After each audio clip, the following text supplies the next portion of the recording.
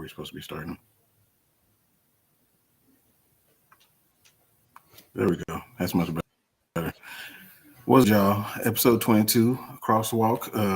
Man, we got a whole lot to talk about. But I mean, that first little scene jumped right on into it. But before we jump into that, man, how you doing, bro? How was the weekend? Man, I'm good. You know, we had a lot of good sporting events going on. Had UFC Vegas 110, Game 7 of the World Series, NFL, college football, all around. It was a great weekend, but there was a downside to it, and we're gonna touch on it pretty quick. Yeah, man. So for anybody that watched the UFC, obviously it wasn't the most well-known or biggest card, but you know, for us diehards, that's what we're gonna watch. We're gonna watch it every time.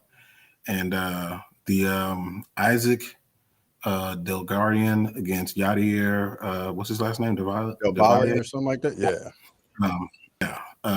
So that fight, first of all, who did you pick in that fight? So I went Delvalle, and I don't know if you was peeping the group chat. Like I told y'all like literally maybe an hour or two before the card, I was like, hey, it's people talking about it on X about all this movement in that fight. So just be alert. Like I think round one finished by Delvalle went from plus 850 to like plus 150 or something like that. Yeah, you did say something about it, and obviously it was too late to change my pick because I sure would have. But man, I mean, like, dude, like, what is going on? Like, I mean, we already went through this. I thought we already went through this. I thought this was sorted out. You know, like what's happening right now? So I'm a peel it back and then I'll bring it back a little bit. So if you think about it, we just had this whole gambling thing, organized crime thing in the NBA. Yeah. Now the NBA players are multimillionaires and they are getting into gambling and organized crime. You trying to tell me UFC fighters that are making a fraction of that, the overwhelming majority aren't going to get paid like that?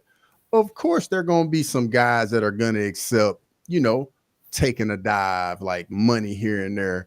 And, you know, organized crime, gambling, and sports, man, it goes back to the early days of sports, unfortunately. And it's just going to take a lot of oversight and just having to stay on top of it, man, to get it out of the sport.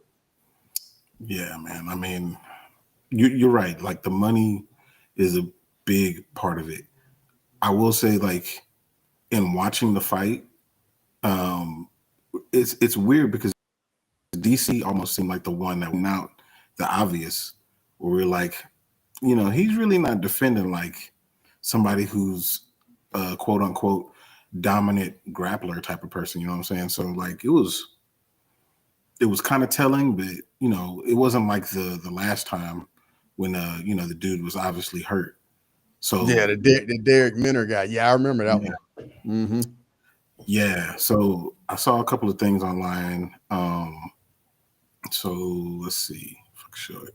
So this is the first one that the FBI got notified of the fight or the abnormal action on the line movement, and that they flagged over 100 UFC fights just this year for abnormal betting patterns. And then this other one that the mobile customers that lost bets or lost money on the bets, they'll receive cash within 24 hours of that time period. So, I mean, the fact that they're giving them their money back right there is kind of nuts. That lets you know that they're like, "Ooh, I think we fucked up." Because they never give the money back now. They never give the money back. No, they'll never get the money back. They like, you know, they just lost. But like, bruh. I mean, I don't know. I don't know what y'all think in the chat, but like, what should the UFC do to kind of fix this up, or you know, like, do they care? I ain't heard Dana come out and say nothing.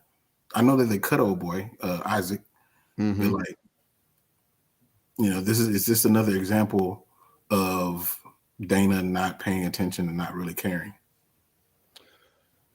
don't know. I mean, hindsight's 2020, especially when it came out that the UFC got notified by the FBI before the fight, and then they still allowed the fight to go on. I think that if that piece of the puzzle didn't come out, I don't think it would be as bad. And then on top of it, some of the other stuff that came out, I think there's like maybe 100 more decisions or fights that the FBI is looking at and getting into. And this is going to be a case we're going to have to follow for a while, because it seems like this is just, as you peel back the layers, it's just more and more to it.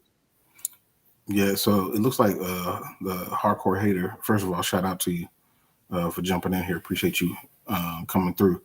He said that the UFC made a statement and it's a typical non-answer, which, I mean, that makes sense. I mean, they can't really just be coming out here saying too much, especially when they're not in control of it. Like they got these people who, they go in there with their own agendas, and, they may or may not win, but it's odd. It was odd. Do you think that the UFC, as far as like the executive or the people that make the decisions, the Dana Whites, the Mick Maynard, Sean Shelby, all those dudes, are they losing control of the UFC?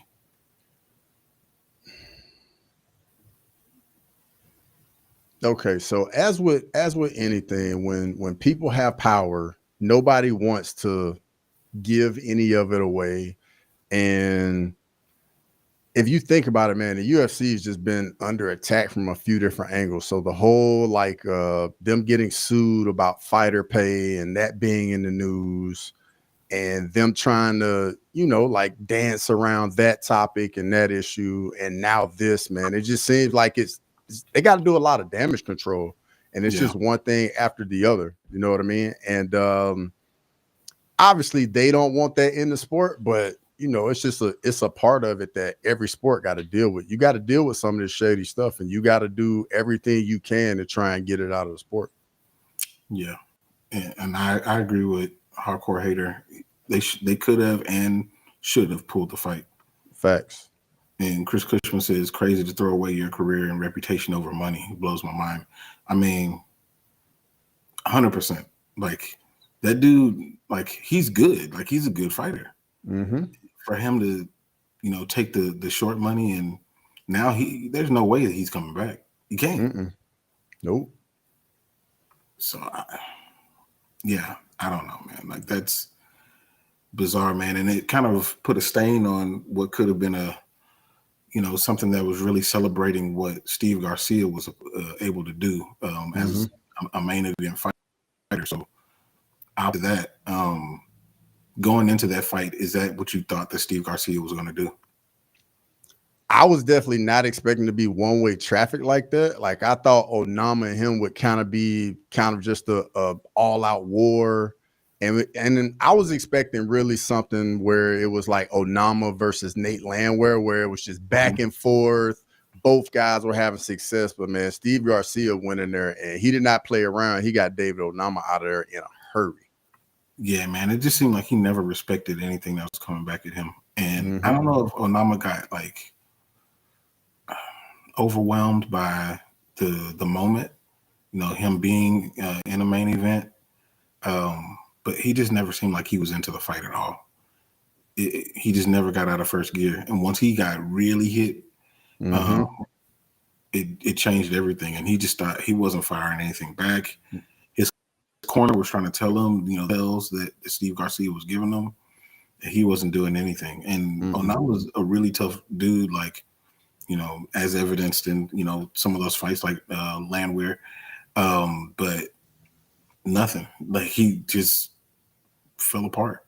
It kind of looked like the very first time he got touched at all, he was like, nah, I don't want to mix it up with this dude. And then it's kind of like Steve Garcia could sense it. He was like, oh yeah, he don't like that at all. So let me just put this pressure on him, get him up against the cage, and then just let me just beat him up. Yeah. And he seemed like he was okay to go ahead and take that L, like, as soon as he got hit. So what do you think is next for Steve Garcia? I mean, like, what is that? Is that 6 in a row now? Mm-hmm. 7 in a row, 6 or 7, 6. Yeah, featherweight is just it's in an interesting spot because I mean you got quite a few guys that have valid reasons for getting a title shot. You got Lerone Murphy, definitely warranted of a title shot. Diego Lopez right there as well, just coming off that brutal finish of and then we also got Movsar Evloev, still undefeated at the top of the division. Hasn't fought in forever, but still undefeated in the division. And now you got Steve Garcia injecting himself into the division. Moody points out Yusuf Zalal, that's another name. Yeah, he was and right I mean, there. I was gonna call out too. Exactly. Like Yusuf Zalal sounds good, but with the whole Volk and Lerone Murphy thing, maybe Diego Lopez gotta fight another killer, and then maybe maybe the winner of that's like a number one contender fight. The winner of that gets the next title fight. Yeah. The name that popped in my head, and Jourdain is not gonna like this one, but Arnold Allen, man, that's the one I want to see. I want to see Steve Garcia and Arnold Allen. Yeah, that's the one. Yeah, I see you, Westy, man. How are there 45 people? I don't know. Get the likes up. Get the likes up. You hear? Get the likes up. For sure. I appreciate whoever's watching, man. If we got 47, 7, it's all good. 2, it's all good. For sure. But yeah, man, I want to see Steve Garcia get tested. I thought that's what was going to happen here, but yeah, no. I mean, I think that the Yusuf Zalal thing is cool, and I think that would have been good if he called him out. I can appreciate what he did with the call out, calling out Max Holloway. That's cool, and don't get me wrong, I think that would actually be a really good fight, but it's not as high profile as a BMF fight should be, because of Steve Garcia doesn't have a name like that. But I mean, I think it'd be a good fight. He ain't gonna get it, but it's a good fight. Yeah, it's definitely not gonna happen. I mean, Max ain't coming back to featherweight anyway. No. I can see Steve going up. He's a big dude. Yeah, he's a massive featherweight. You're right. Yeah. Shout out to Lane. Appreciate you, Lane. Always good to see you, Lane. Hey, them Pacers, man. They, boy, it ain't going well. It ain't going well right now. I think that's the real Lane. Maybe he's got the same thing. Anywho, let's the World Series. Bro, how about that World Series? That was a phenomenal series all the way around. Game 7 lived up to what Game 7s were supposed to be. Everybody was on the edge of their seat. It was must watch, and I'm happy for the MLB just to have a World Series like that. And I can only imagine what the ratings were because it was must see TV. Ooh, the ratings were even bigger than the NBA Finals. So if that tells you anything, obviously most of the time people are comparing the major leagues to the NFL, to the NBA, and the fact that, obviously the Dodgers being in there doesn't hurt. But the fact that Game 7 had ratings like that is a big boost for the MLB. So I was definitely happy for them. Definitely happy for the Dodgers. I'm a Dodgers fan, so super happy about that. But the way that the Blue Jays fought in there, I felt bad for Vlad Guerrero. I really felt bad for Don Madden on the coaching staff. Like, that dude can't get a break. He can't never win no game. But I was happy about the Dodgers, man. Have you seen all the memes with Kendrick and Drake? Nah, I haven't seen those. I haven't seen any of them. Go ahead and send me some. Go ahead and send them to me. Oh yeah, man. I got them. I got a whole bunch of them. I got to send them. But yeah, man, I was definitely happy for them. And the fact that kind of the unsung hero was somebody hitting. What was he hitting out of the 8 or the 9 hole? Oh, Rojas. Yeah. Bro, the game time home run in the 9th. And it it was theater, bro. Like you could not have drawn up a more perfect ending to the World Series. Like even if the Jays are your team and you were on the wrong side of it, it was a phenomenal game. It had all the theatrics you needed. Yeah, Mike Young said he wasn't expected to be depressed by the World Series. He's Canadian. I mean, the fact that you cared is definitely good for the MLB, for sure. Like, how can they? Okay, so you are a former person that played in this, yet I'm pretty sure that you're not watching 162 games. Correct. So, what can they do to make us interested longer than just the playoffs? Like, so I think some of the changes they made as far as like the pitch clock, speeding up the pace of play, I think that's definitely a good thing.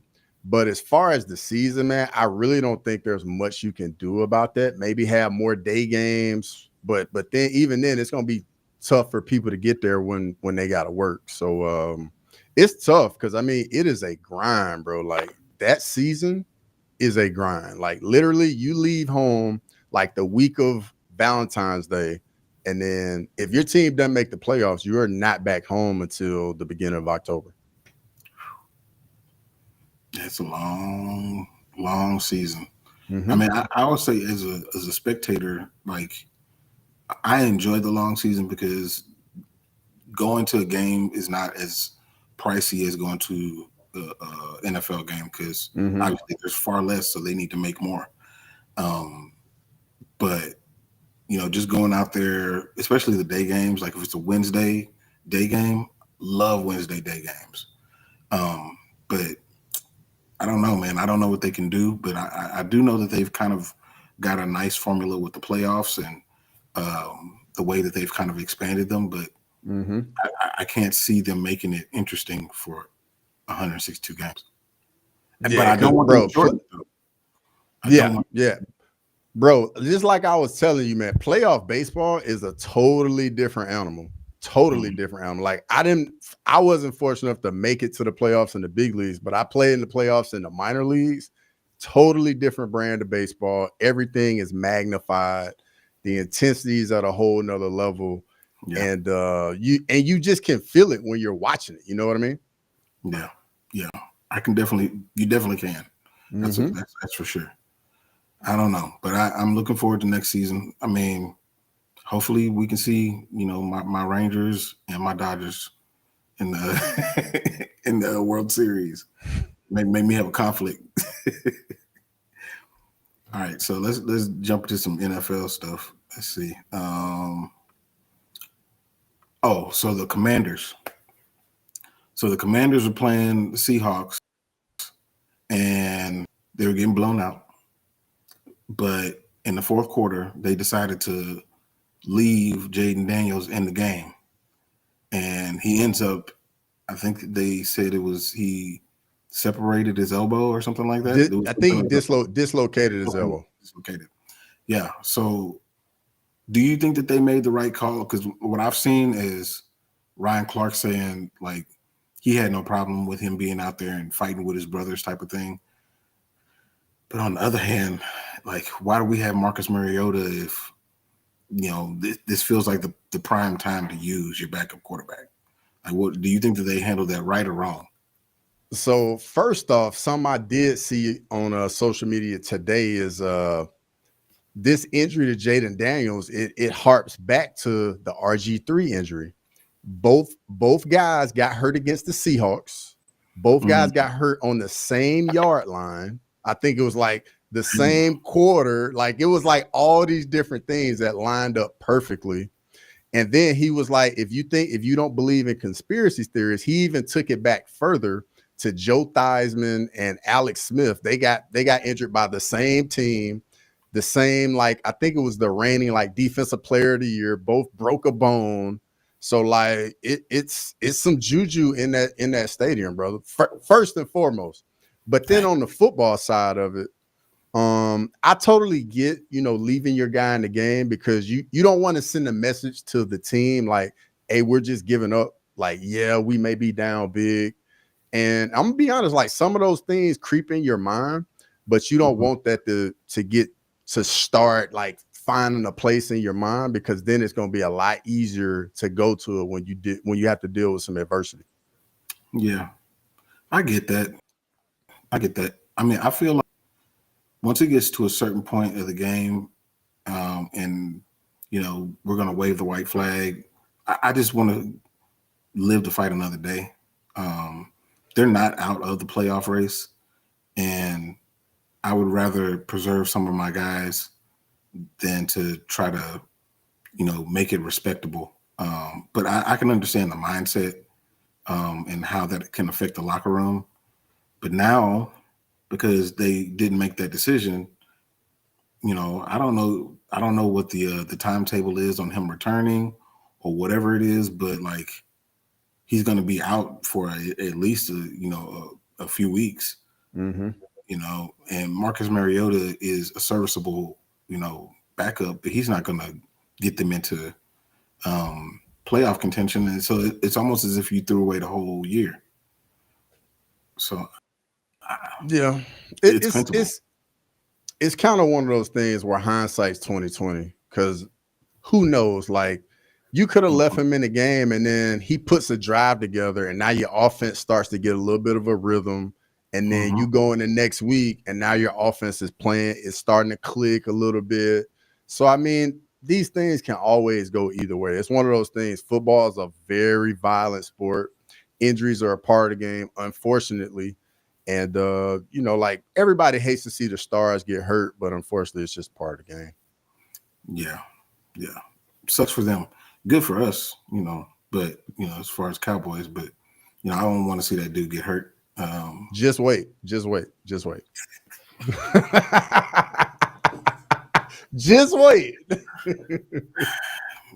In the words of Stephen A. Smith, just wait.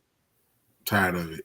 Matter of fact, they said that so Jerry Jones he was on some serious radio show or whatever earlier, and he said that he made a trade, but he didn't say what the trade was. And then you scroll up a little bit on Twitter and you see Max Crosby saying some very cryptic stuff. So you're like, okay, am I putting two and two together? Are we getting Max Crosby right now? I don't know. And honestly, I don't even know if I want to do that.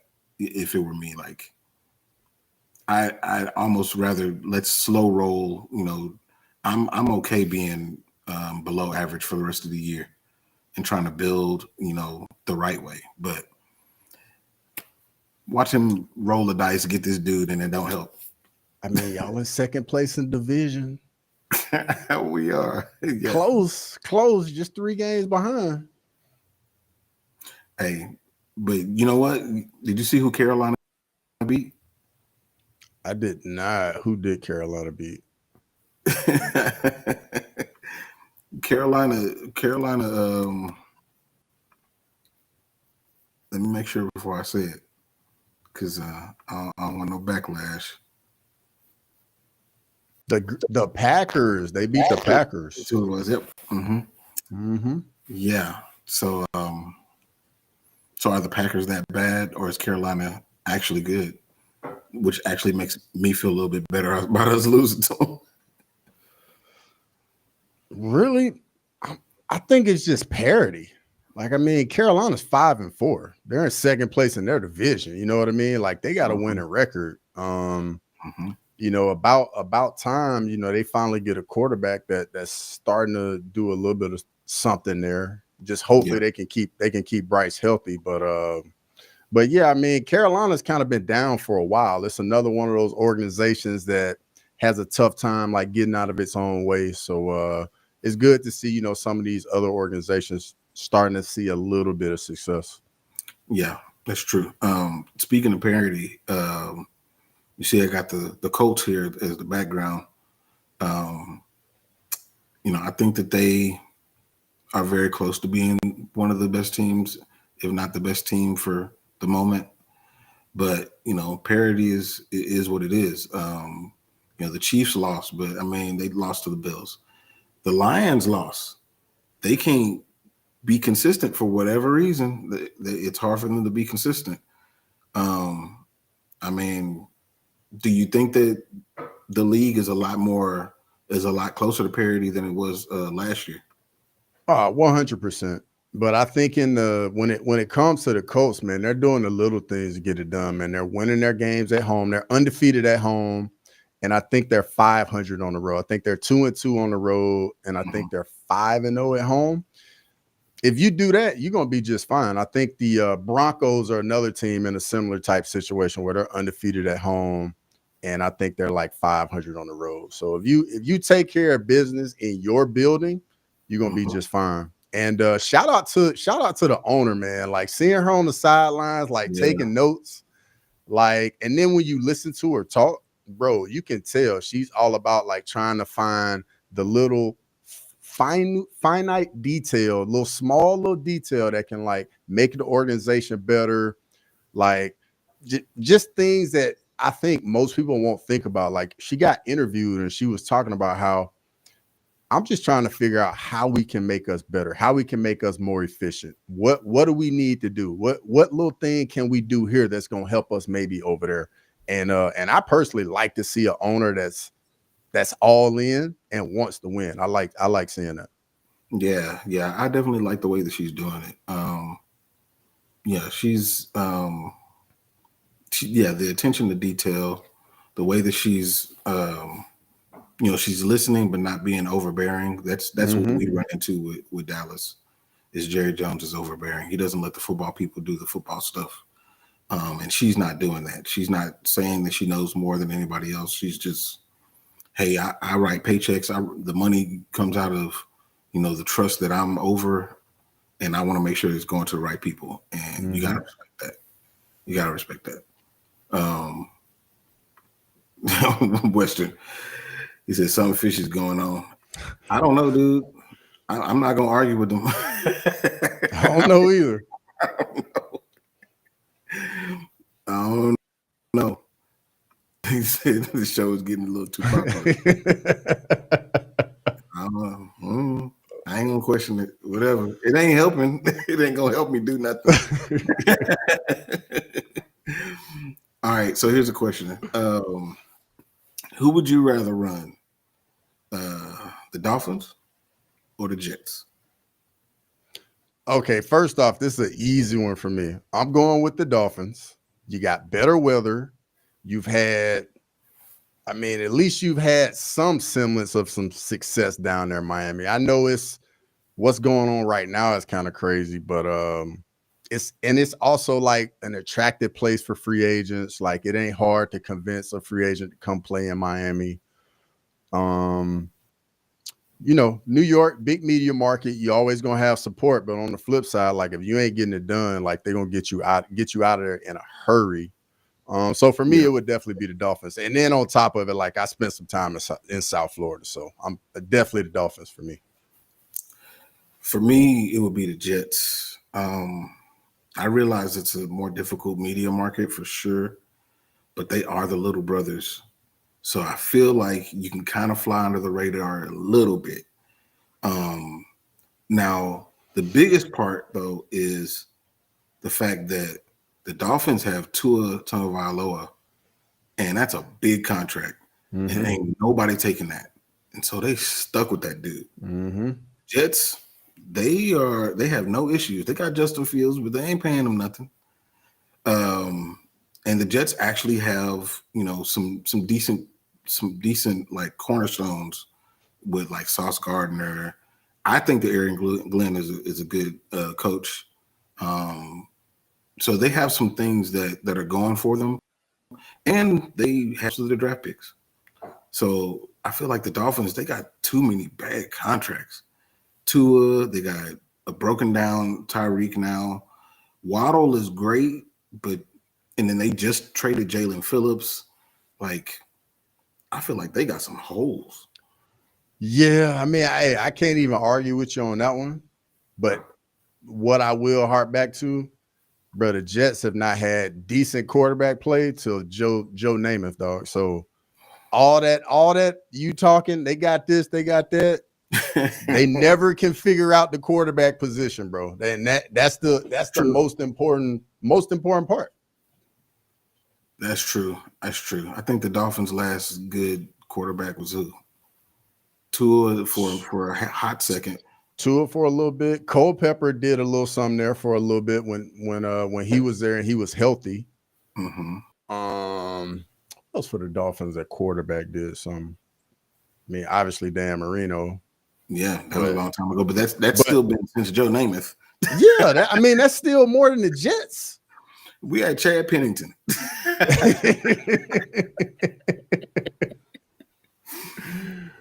Oh man, yeah, both of them are bad situations. They're really bad, and yeah, they're both awful. I think that they're both the worst situations. I don't know.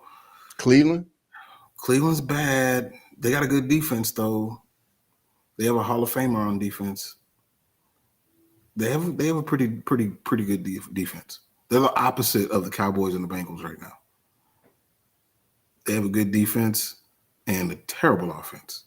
I mean, before Jamar Chase, Burrow, T. Higgins, Cincinnati could definitely been in there too. Yeah, they've been having a rough time. Olin said it's tough to be a Saints fan this year. Absolutely. Yeah.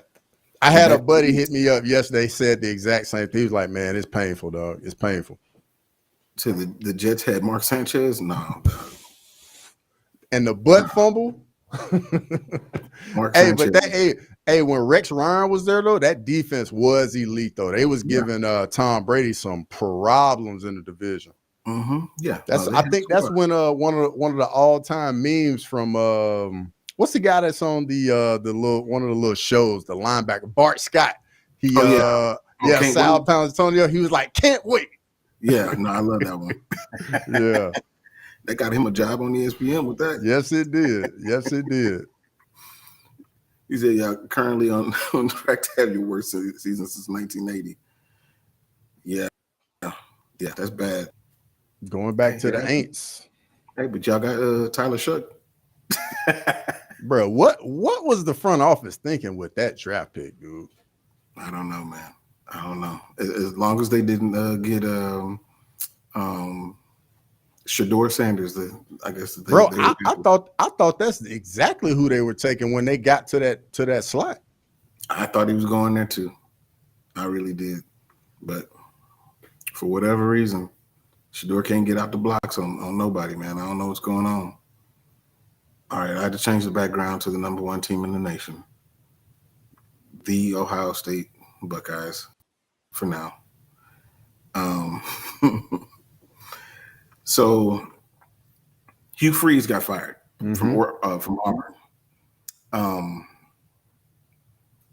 Well, and this is another one that you brought up as far as like possibly happening, like a few weeks ago. Brought it up. So, what do you think they're going to do? Like, are they going to go dip into that pool of people that we've been talking about, the James Franklins and all those guys?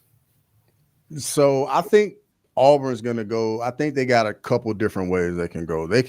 They'll either go group of 5 and get like a young up and coming guy. I think the guy at Tulane, I can't think of his name right now, but I've been hearing a lot about him the last few weeks.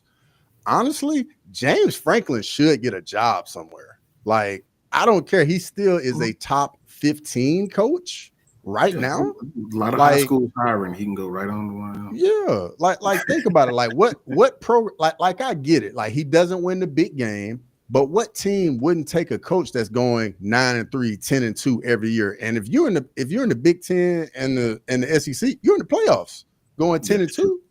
You know what I mean? So and then on top of it, another reason why James Franklin would be a good hire, you ain't got to pay him that much. He getting the buyout money. You can pay him below what he's worth, and then you can put all that money into the assistant coaches and your NIL deal, and you can get all the players you need. Like Hugh Freeze's buyout is only $15 million, so it's not like that's costing Auburn too much. But I think the guy at Tulane, I think his name is Summerall maybe or something like that. But I think he's a good guy. I mean, he played in the SEC, played at Kentucky, knows the South a little bit. So I think he would be a good fit. I don't think Lane Kiffin would go to Auburn, especially with LSU and Florida on the board. But Auburn is, they're behind like 3 jobs. They're behind Florida, LSU, and Penn State. Yeah, that's true. Yeah, they're far less attractive than Penn State, than LSU for sure, Florida for sure. Like it's going to be tough. They're going to get kind of some scraps unless they find somebody that just really wants to be there. Yeah, but honestly, I think Auburn right now though has the best roster to win, because if you look at all of their wins, one possession they lost to Georgia, terrible. They got hosed by a couple of different bad calls. On the road to Oklahoma, another bad call in a game that they could have won. Like, all of their games are one possession, and they got one of the best defenses in the country. It's just their offense is just completely anemic. They cannot do anything offensively right now. So a coach that wants to win right away, it's a lot of good pieces over there on the Plains. Yeah, it's not a bad look. So one of the games that you are live for, the Texas Longhorns beat Vanderbilt. And we talked about this too, because I thought that Vanderbilt was going to be able to pull that out. But I didn't watch the full game. So, bruh. Dog, the game was literally over in like the first couple of minutes. Texas gets the opening kickoff, first play of the game, 75 yards on a bubble screen to the house. And I was like, was it Wingo? Yeah, Wingo catches the bubble screen and just takes it to the crib. And then they get Vandy turns it over. Texas gets it, puts more points on the board. And it's like Vandy just did not show up for like the first 3 quarters of the game. And then they started to get some going late in the game, and they, made a little rally, but had a chance to recover an onside kick to see if they could do something at the end, but it just wasn't enough. And I'm going to be honest, Arch Manning is starting to mature. He's starting to grow up a little bit. He's starting to look like a different guy. All right, there we go. That's what we need. So do you think that this, well, first of all, how highly did you actually rate Vandy? Like, were they winning with smoke and mirrors? I mean, Pavia seems to be legit to me, but like, were they winning with smoke and mirrors, or is this like a legit win for Texas? I think it's a legit win for Texas. I'm not gonna sit here and say I thought Vandy was like a potential national title type team, but this isn't the Vandy we all have known for like all of our lives. This ain't the same Vanderbilt team. This Vandy beat LSU. And I say what you want about LSU, you still got a lot of athletes on that team that are going to play on Sundays. They gave Alabama all we wanted. So, I mean, this is a different Vanderbilt team. And Diego Pavia is a baller. Like, he shows up, he plays hard, leads his team very well. And low-key, Clark Lee, their head coach, might get some looks as well for some other program. Yeah, I can definitely see him getting snatched. Going to a bigger school for sure. Hopefully the UNT head coach don't get snatched, because I mean, the fact that we beat an undefeated Navy team, it's Navy of course, but they were undefeated. So that definitely helps. We're going up against UAB, which that's another win.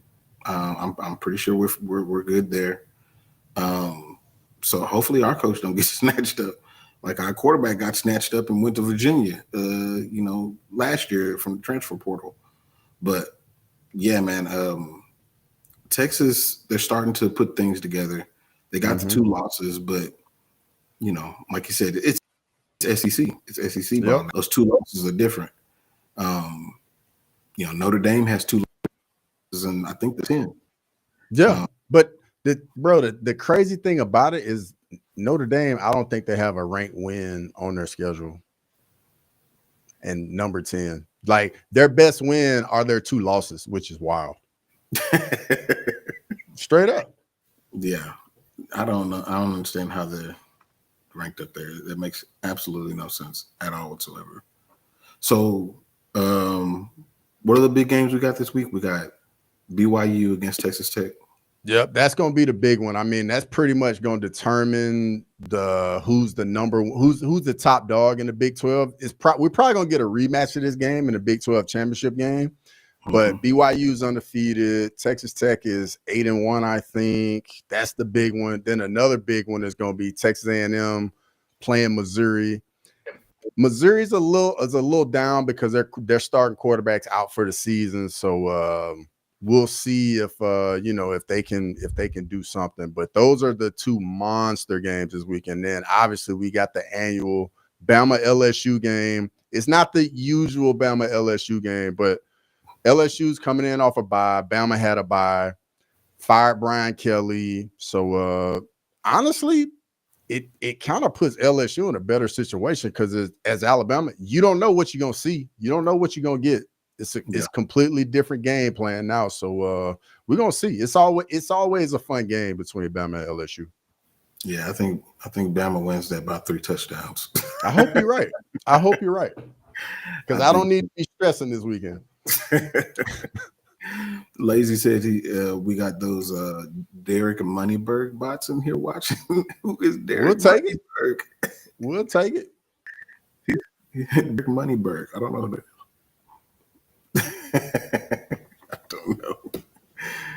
I don't know. But let's see. Let's go into some NBA stuff, man. What do you think is wrong with Ja Morant? What's wrong with that dude, man? What's going on with him? Bro, I literally think, man, he just doesn't have the right people around him in his ear. And I think he kind of needs like that big brother mentor in the NBA.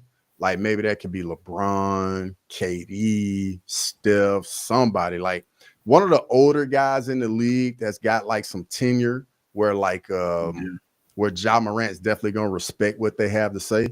They need to talk to him, man, and be like, hey, like you got so much potential and so much going on. Like you can't be doing a lot of these things. You got to get it. You got to take advantage of this opportunity you got. You know what I mean? Yeah, that's true. What's up, Vi? You said so many mods in here. That's because they the homies. Mm-hmm. They always here. Yeah, that's how they get the wrench. If you always in here, you get a wrench straight up. Yeah. What's up, Juice Man? He said Chi get the yayo. Man, but I agree with you, man. Like I think the days of having solid vets have kind of gone because of how young the vets are. Man, I saw an interview. You probably seen it. It was Charles Barkley. He was talking to VJ Edgecombe and Tyrese Maxey, and Tyrese Maxey is his vet. Man, Tyrese Maxey is like 22 years old. Bro, it's wild, dude. Like it's the league is just so young, man. Like I remember the days when like the Heat always had Udonis Haslem, just the vet, man, just always showing everybody the ropes, letting them know what it is. And I mean, even in another sport, in baseball, bro, like every team had those vets, man. And when the young guys would come on, they all would take them under their wing, like let them know what everything is. You go on the road to every city, like let you know what to do, what not to do, how to go about your business. And that part of it is very big. And it's one of those things that doesn't really get seen for real. Yeah. UD is definitely a vet. Like for the Mavericks is Dwight Powell. He ain't supposed to be out there playing. He playing right now, but he ain't supposed to be out there playing. He's a vet. He's supposed to show people how to be a professional. And for Ja Morant, like I can't think of the team has always been so young. Yep.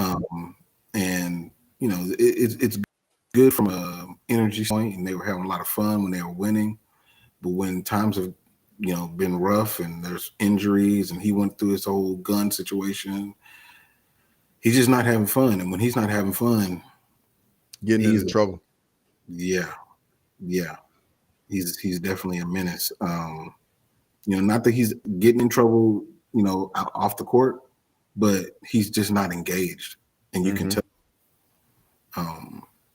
A friend of mine, my buddy Wiley, he asked me, he said, "Would you rather trade for Ja Morant or Trae Young. I was like, neither one. I don't want neither one right now. Yeah, that's tough. I really don't. Because he's not engaged, and Trae Young don't play defense, and he's hurt. And he's so small that even if he wanted to play defense, he's just so small, man. He's gonna get picked on, especially in the playoffs. They just gonna attack you possession after possession after possession on defense. Mm-hmm. Especially in the playoffs, especially in the West. Mm-hmm. Yeah. And the East is so bad. Like, it's so top heavy. The records don't reflect that right now. Which actually that brings up these records, these UFC, not UFC, but NBA record draft records. I don't have to show them to you necessarily, but I can tell you what the records are. Let me see if I can find them real quick. Am I still in the lead? You are in the lead. So your total record is 34-31. The highest on your teams, the person that's making the highest points per game is Tyrese Maxey at 33.7. Highest rebounds per game, Victor Wembanyama at 13.7. Yep. And the highest assists per game, also Tyrese Maxey at 9.0. Chico is right behind you with 33 and 32. His highest points per game, it's Brunson. Rebounds is Sabonis. And assist is Lonzo Ball.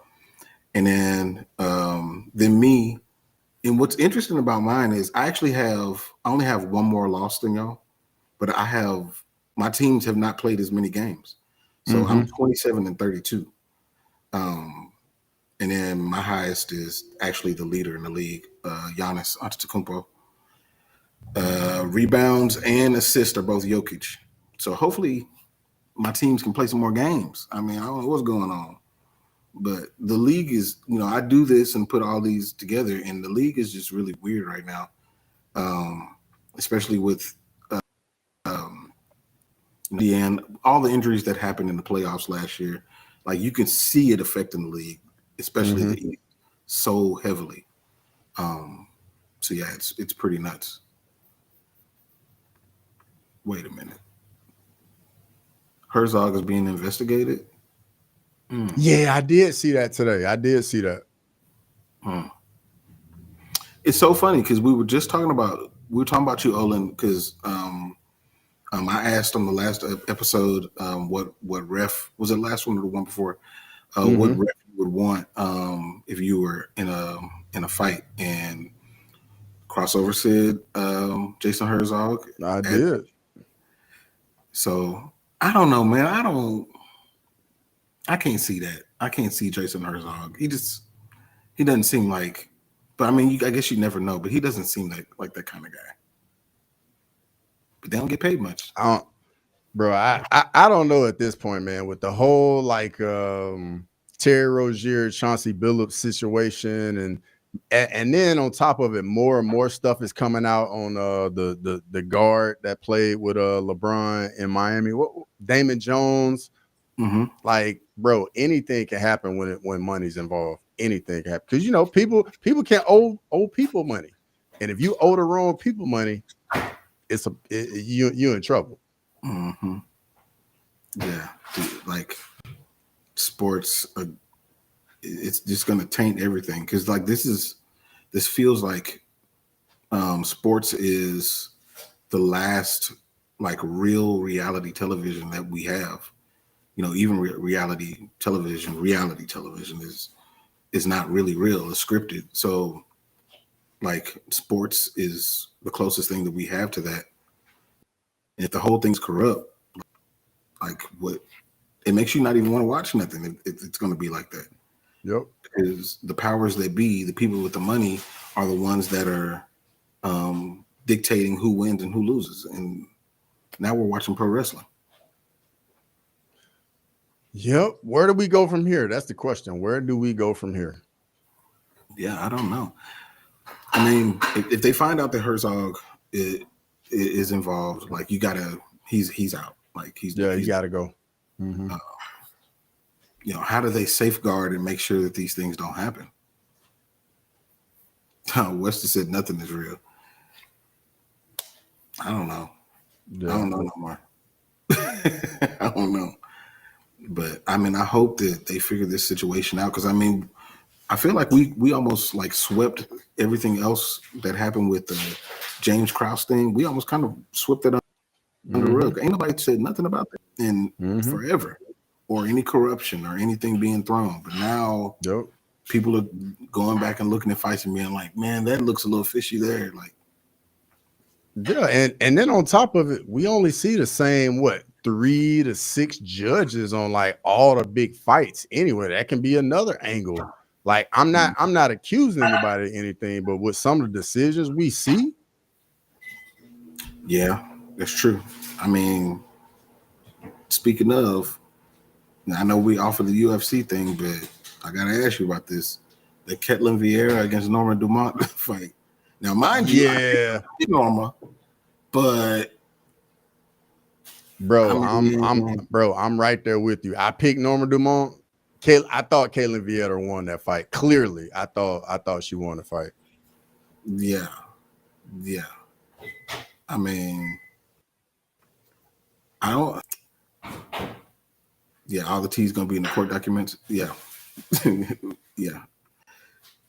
Olin said if the refs are part of it, we move to AI judging. You know what? I don't want to do that. I don't want to do that. I honestly don't. I like there being the human perspective being part of it. I'll give you an example. Like in obviously this is another area where you have a unique perspective. You remember years ago they were talking about, and I think that they tested this in the minors, where they had the AI judging the pitches. Robot umpires. Yep. Would you rather have that or the real umpires? I would prefer the robot umpires 1000%, bro. Because when I tell you the human umpires are so bad. And then on top of it, like something else that people don't realize, especially in baseball, if you're like one of those guys or you got a name, your strike zone is totally different from somebody else. You're gonna get some treatment that everybody else ain't getting. And that part of it, like I understand it, it's the human element. But if it's AI, bro, and it's just everybody knows what it is and it's just even across the board, I got no problems with it. So do you feel that way goes like across all sports? Like, do you want AI judges in the UFC? You want AI refs in football? So I wouldn't want it in football or UFC. The way I would like it implemented in the UFC is make it an addition, like allow like keep it where like we can see it, or like it keeps track of like all the strikes and everything, and that way like it's out in the open. We can see it. We the audience can see it. Like you don't have to have it like cage side for like the fighters and all that, but I think it would be cool just for something to be in addition to. And then like allow the fans to like, I don't know, like we're all watching, we all got our phones right there, like select who we think won the round and put that on there as well. You know what I mean? Yeah. I mean, those are the things that like PFL should be testing. But I don't know, it's something about the human element that makes things interesting.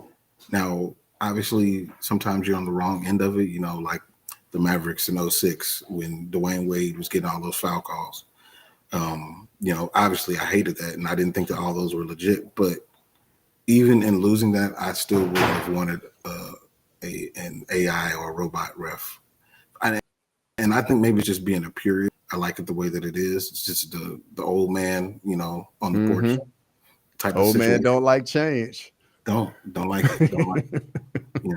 Just like I was saying earlier, in the stream, like, I don't want to go to anything less than 162 games in baseball, 82 games in basketball. Like, I want it the way that it is. I was mad when they moved from 16 to 17 games of football, but just don't like change. But when you're running into corruption and things like that, like you do have to look outside the box and be open to that type of change.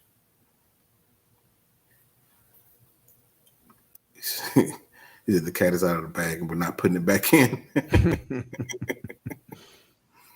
Yeah, disciple index, like discipline. I don't know why I said disciple. Discipline index. AI can be corrupted too. It can be. Yep. It can be. 100%. Man, this was a good show. We touched on a lot of stuff. Did I forget anything? I don't think. No, I think we covered it all. Are you gonna do a live for any of the games this week? For what? Any of the NBA games? Or any game, really? So I'll probably definitely be doing a college football watch along this weekend. Probably like I usually do the early game, and then if somebody wants to do watch along for the UFC like later that night, I can jump on that too. But as far as like during the week, like maybe like an NBA game or something like that, like I might start doing that if people in the chat want it. I'll definitely do it. Yeah, especially if it's a big game that's on Peacock. Mm-hmm. Yeah, I might jump on one of those. For whatever reason, like, yeah, Peacock I've had no issues, jumping on and watching the Peacock games for sure. But yeah, the NBA, since the NBA is back, and it's always pretty much exciting, especially if it's an NBA Cup game. Those actually have a lot more intensity in them, so those would be good to do some watch alongs for. But cool. So yeah, for everybody, including do one for college volleyball. Hey, I'm going to a college volleyball game in a couple of weeks. SMU game. Remember I was telling you about that Mm-hmm. one girl that jumped out the gym? Yeah, mm-hmm. Oh yeah, we going that one.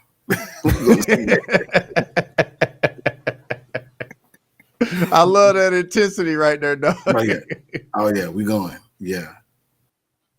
There's the NBA watch along would be cool. Yeah, we're gonna definitely do that. Yeah, I did the NBA finals last year. I'll probably bring some out for the NBA games during the week.